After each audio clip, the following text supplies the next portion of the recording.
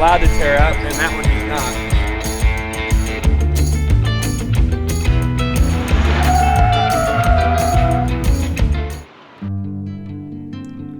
This day started out good, and then things took a bad turn. But let's back up and start at the beginning. I had set out to lead a few of us from backroad adventurers on a snow wheeling run. We were looking for some minimum maintenance roads to play on, and boy did we find more than we bargained for.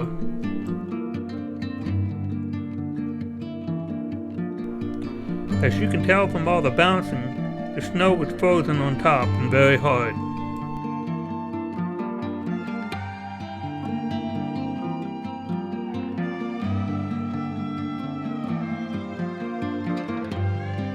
Some pretty big drifts up here on top. I made it through okay, so let's just start going up one at a time. When you get to the top of the hill, slow down because I'm just going to be on the other side. As I started forward, I noticed a change in how the snow felt.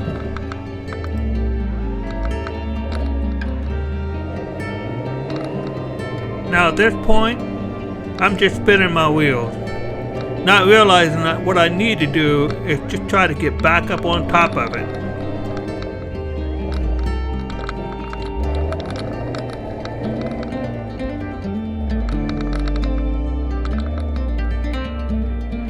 At this point, I realized I needed to stop those guys from coming down the hill. Actually, guys, I'm stuck.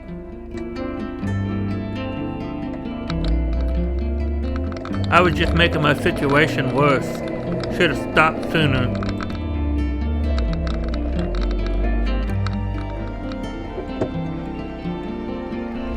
But no, I just kept going.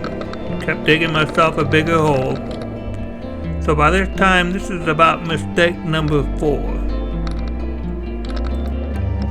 And here comes mistake number 5. Well, we can go forward, so let's just go forward.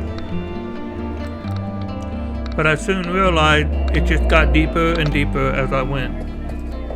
So finally I stopped, and we hooked up the winch from David J.K.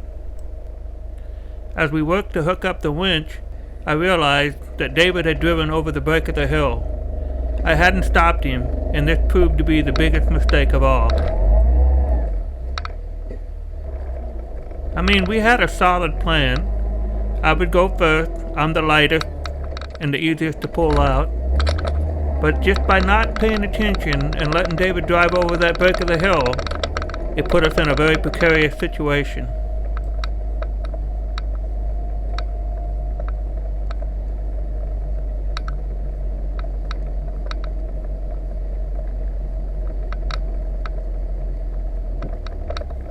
Once we got my TJ back up on the hardpack, David tried to back up over the hill. Unfortunately, the hardpack gave away, and our only Jeep with a winch dropped on its frame.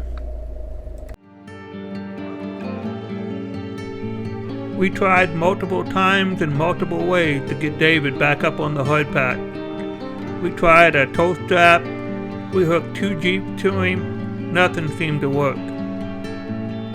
So finally we decided to winch him forward using a tree. Maybe we could get him back up on the hardpack, turned around, and then we could hook him to one of the other Jeeps with his winch and pull himself back out and then recover me.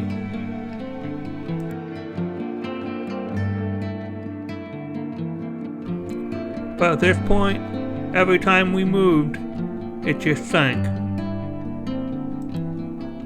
We tried everything. We dug, we pulled, we tried everything. We couldn't get him turned around.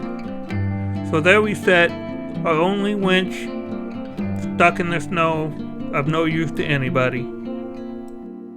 And at this point, I lost count of the number of mistakes. We did learn not to let mistakes compound themselves.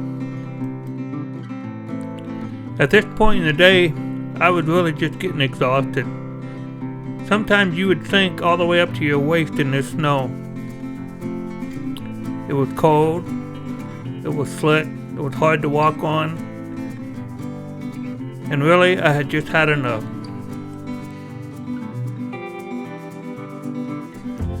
You know, it didn't seem to matter what we did. Nothing worked. Everybody came up with ideas. It was just one of those things, you know. Sometimes you win, sometimes you lose, I guess. I think we spent about 3 hours trying to recover ourselves. Remember what I said about not letting mistakes compound themselves? Well, that's my TJ sitting on the left there. I decided to try to go forward and go through that little wood section to get out into the open field. But I found another ditch that was deeper than anything we'd been in so far.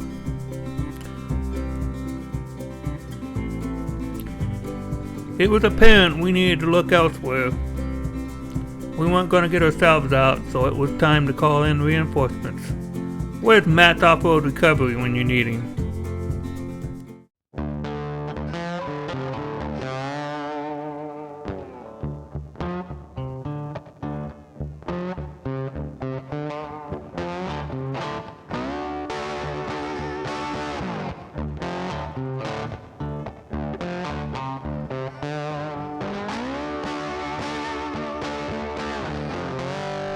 Well, we don't have Matt, but we do have Joe Hunt from Nomad Overlanding. He had told me if we ever get into a pickle, just to give him a call. So I did just that. And here comes his Toyota to rescue a bunch of Jeeps. Well, we don't mind, especially when we're in need. We'll let anybody help us.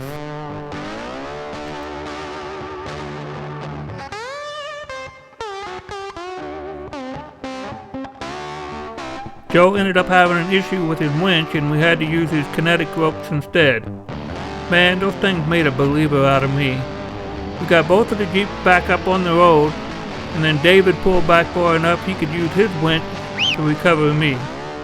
Eventually, we got everybody out and back on the hard pack.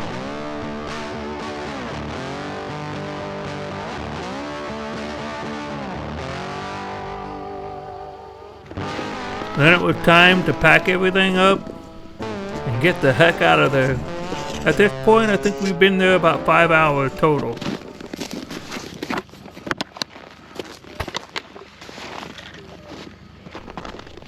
We were all cold, tired, hungry, and man, I tell you, it was a great thing just to be out of there.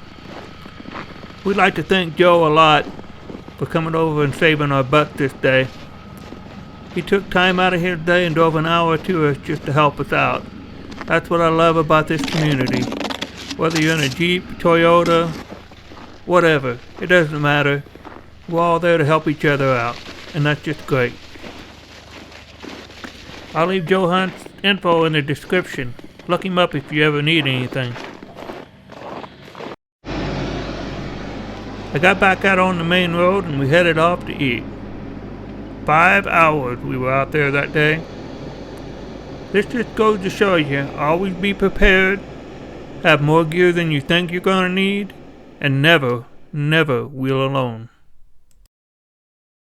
That's it for this episode, guys. Hit the like button, comment, subscribe, and just let me know how I'm doing. Anything I can do to improve my videos and what you want to see. Thanks everyone. See you next time.